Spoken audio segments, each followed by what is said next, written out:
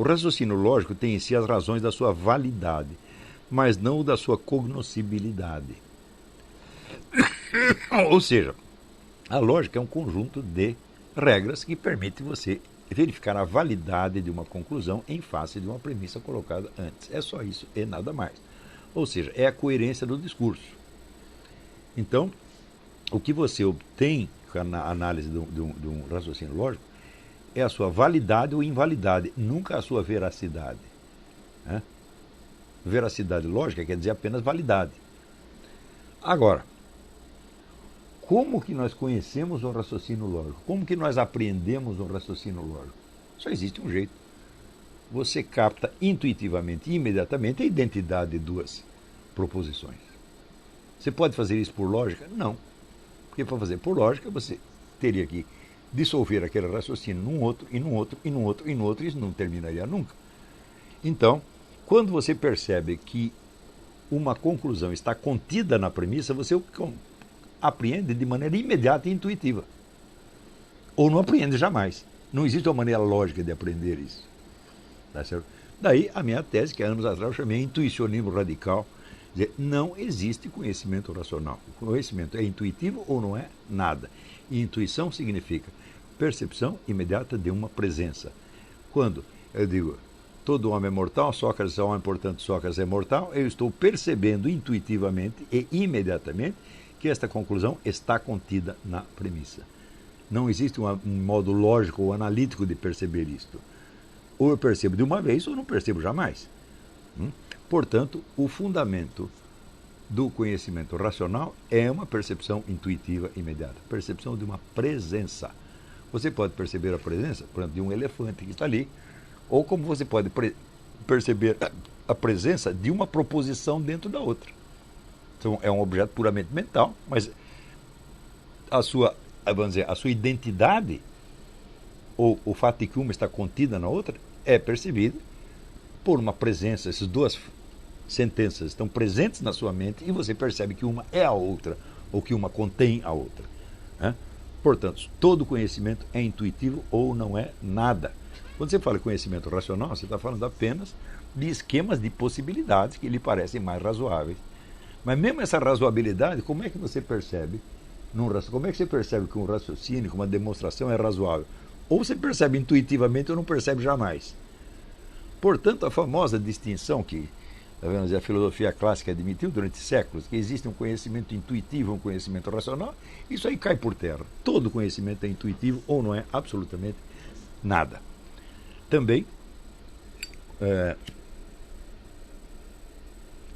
quando nós dizemos isso, sempre vai aparecer algum desses teólogos de botequim e está querendo dizer, você está afirmando o irracionalismo. Você está querendo dizer que o conhecimento de Deus é por uma intuição interior, por uma experiência interior. Eu não estou falando nada disso, estou falando uma coisa completamente diferente. E não estou falando com analfabeto. Se você não consegue entender o que eu estou falando, vai ser o lugar na cozinha. Se houver ali um espaço para você na cozinha, mas certo é no banheiro, dentro da privada. Tá certo? Então, como dizia a Leila quando era pequenininha, vai para lá dentro. Né? Não me amola. Ou entende o que eu estou falando ou não vem discutir. Né? Quer dizer, entre isto que eu estou dizendo e qualquer das teses modernistas que foram condenadas pela igreja, existe uma distância assim, imensurável. Uma coisa não tem nada a ver com a outra, mas tem gente que julga as coisas pelas palavras que você usa. Se você usou a palavra intuição, então ele é um discípulo do Henri Bergson, ele entrou aí no irracionalismo, etc. Ele entrou no modernismo. Só porque você usou uma palavra. Né? Então, o raciocínio lógico seria impossível sem a percepção intuitiva da igualdade de duas proposições. Não há conhecimento racional, só conhecimento intuitivo. Todo o racional, ele existe, é claro, mas ele é fundamentado no intuitivo, na percepção imediata de uma identidade. Como percebo a unidade de duas proposições num silogismo? É por outro silogismo, e mais outro ainda, ou é por uma intuição imediata da forma? Claro que é por uma intuição imediata da forma. Intuição é a percepção imediata de uma presença. O que é uma presença? É um aqui e agora. Isso quer dizer que você só percebe quando a coisa está na sua frente. Por exemplo, você só percebe a identidade de duas proposições quando você está pensando nelas. Se você parar de pensar nelas, você não percebe mais nada. Tá certo? Então, como você tem, vamos dizer, esta percepção imediata da identidade e você tem o conhecimento dos princípios lógicos da validade das proposições, tá certo? Então, você é capaz de perceber que uma determinada proposição é não somente válida, mas verdadeira. Né? Por baixo ou para além da intuição, só existe o conhecimento por presença que a torna possível. Qual é a distinção entre intuição e conhecimento por presença? A intuição só acontece no momento em que acontece. Mas se os objetos não estivessem permanentemente presentes, não aconteceria intuição alguma. Né? Por exemplo, eu posso conceber que somente aquilo que eu estou intuindo agora existe. Por exemplo, eu percebo, eu estou pensando num silogismo, vejo lá, todo homem é mortal, Sócrates é homem, portanto Sócrates é mortal. Eu falo, Sócrates é mortal, já estava contido na premissa. Então, isso eu estou intuindo agora, não estou intuindo mais nada. Eu não estou intuindo nem que eu existo, nem que o mundo existe, nem que Sócrates existiu, e nem que eu estou lendo isso. Seria possível intuir esta coisa de tal modo que somente ela fosse verdadeira e tudo mais fosse duvidoso ou incerto ou falso? Claro que não. Então, a existência da presença antecede a intuição e a possibilita. Nem tudo pode estar presente para todos os seres humanos ao mesmo tempo. Mas a presença tem de estar ali. Essa presença pode ser apenas potencial? Não, se fosse potencial, eu teria que atualizá-la. Então, somente a intuição atualizaria a presença. A presença só passaria a existir no momento da intuição, o que é falso, absolutamente.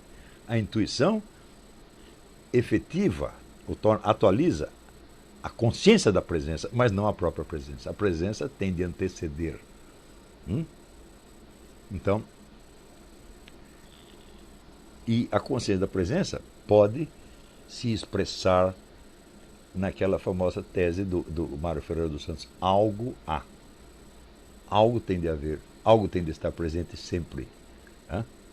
Então, caso contrário, teríamos de admitir que só existe aquilo que eu intuo no instante em que eu intuo. O que leva, evidentemente, a consequências absurdas. Então, em vez de se esforçar para provar alguma coisa, o filósofo se dedica a perceber e expressar depois de apreender e abrir-se à presença. Ou seja, a presença em torno de nós é um negócio ilimitado, nós não sabemos onde termina. Tá certo? E existem não só um número ilimitado de coisas, vamos dizer, numa visão horizontal do mundo, por exemplo, o mundo das coisas físicas, todos têm a mesma modalidade de existência, e nem esse nós conseguimos abarcar, mas também no sentido vertical, ou seja, onde existem fenômenos mais profundos, fenômenos mais de superfície, fenômenos mais duráveis e outros mais transitórios e assim por diante. Todas as nossas intuições são instantâneas. Só o conhecimento por presença me informa da continuidade do mundo. Eu posso perceber a continuidade do mundo? Não posso perceber. Mas sem ela eu não poderia ter intuição alguma. Então existe uma consciência de presença que antecede a intuição. Ela não é uma conclusão que você tira. Ou seja, primeiro você tem uma intuição e depois você analisa a intuição e diz: se não existisse a presença eu não poderia ter a intuição. Claro, você pode concluir isso depois, mas o conhecimento da presença não é resultado dessa conclusão, resultado dessa análise posterior. Essa análise posterior só confirma o que você já sabia antes, ou seja, que existe a presença. Então, o conhecimento por presença é a base de tudo, da intuição, da racionalidade e até dos erros. Então, todo mundo tem o conhecimento por presença. E o conhecimento por presença é, sobretudo, de uma presença ilimitada. Nós sabemos que aquilo que está presente não é limitado por aquilo que eu sei. Porque se fosse limitado por aquilo que eu sei, então isso quer dizer que a forma do existente, a forma da realidade, seria a mesma forma da minha mente. E eu não poderia aprender nada de novo.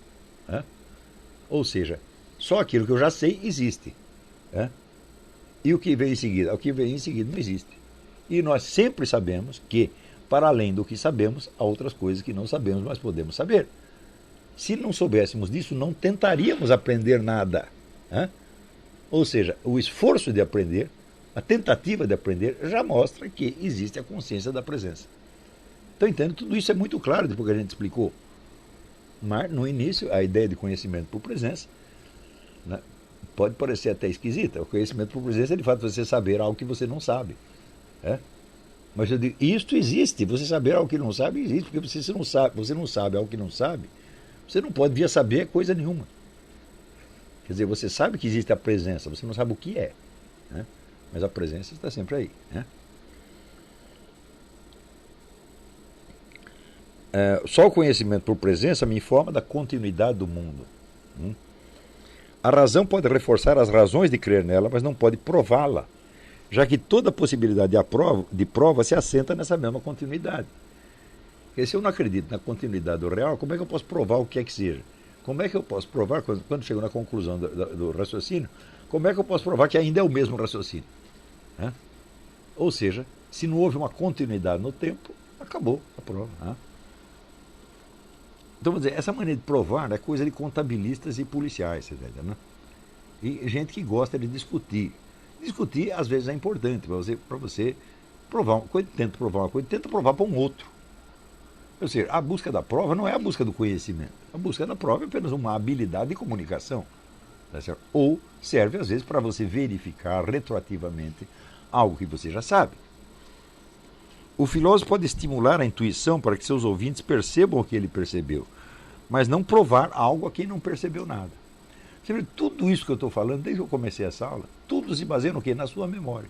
Na memória que você tem das suas experiências.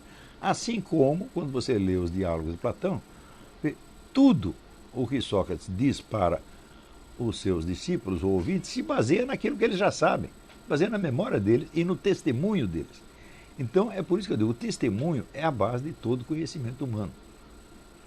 O testemunho é o que permite ao indivíduo que teve uma intuição sugerir ao outro o caminho que ele deve percorrer para ter a mesma intuição, se ele quiser. Agora, se ele não quiser ver, não tem jeito. E ademais, se ele vê e quer mentir, quer dizer que não viu, também não tem jeito. Então, isso quer dizer que o testemunho é a base de todo conhecimento, inclusive do conhecimento científico na sua totalidade. E o testemunho depende eminentemente do quê? Da confiabilidade dos seres humanos. E a sua confiabilidade depende do quê? Do amor ao próximo. Ou seja, nós não vivemos, tá certo, num mundo de interdevoração, como pretendia Hobbes. A interdevoração acontece, mas ela não é a nossa experiência constante de todo dia, ela é a exceção, nunca a regra. A regra é aquilo que dizia Santo Agostinho, a base da comunidade humana é o amor ao próximo. Então, o amor ao próximo torna possível o testemunho torna possível o conhecimento, o intercâmbio de conhecimento e assim por diante. Não existe nenhuma maneira mecânica ou puramente lógica de você se defender contra isto. Existe algum cálculo matemático que possa nos livrar da necessidade do testemunho e me dar a certeza absoluta, independente de tudo que os outros seres humanos possam ter dito ao longo dos tempos? Não existe isto. Isto é utópico. Quer dizer, isso seria a certeza universal absoluta que um indivíduo só obtém na mente dele, tá certo? E que não depende de mais ninguém. Eu digo que isso é impossível.